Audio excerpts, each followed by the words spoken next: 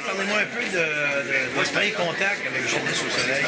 Ça date de 1971, je pense. On s'est rencontrés, j'ai rencontré Sid Stevens, Earl de la Parole. Il faisait une équipe de basketball pour aller jouer au Danemark. Puis mon coach à l'époque il m'avait dit « François, tu devrais aller jouer avec un de mes amis au Sonio ». Alors, ça a été une expérience exceptionnelle, extraordinaire. Depuis ce temps-là, je garde contact avec Sonio. Et pour vous, Jeunesse au Soleil, depuis ce temps-là, évidemment, ça a cheminé. Jeunesse au Soleil a fait différents services, 30 différents services. Donc, évidemment, vous et votre famille avez supporté depuis des années. Pourquoi vous avez supporté les programmes? D'abord, parce que j'ai justement ce premier contact. Moi, ce qui était important, j'avais à l'époque 17 ans, peut-être 7-8 ans.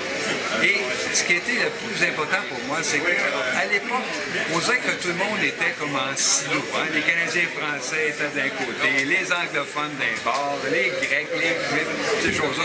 Alors que Sonio, c'était justement un éveil à la communauté. Et ça, pour un jeune comme moi, ça a été extraordinaire. Aujourd'hui, je vois que les jeunes sont bien meilleurs que nous autres dans le temps. Ils ne voient pas de différence, puis c'est ça qui fait la richesse et la force. Alors pour nous, encourager Sonio, que ce soit l'organisation, la famille, ça a été un réflexe tout à fait naturel, parce que justement, ça a été une expérience d'une vie qui a commencé jeune et qui se continue maintenant. Monsieur Piché, merci de votre témoignage. Surtout, merci de votre support à vous, à votre famille, et en espérant que ça pourra continuer très longtemps. Tommy, je peux te l'assurer. Merci.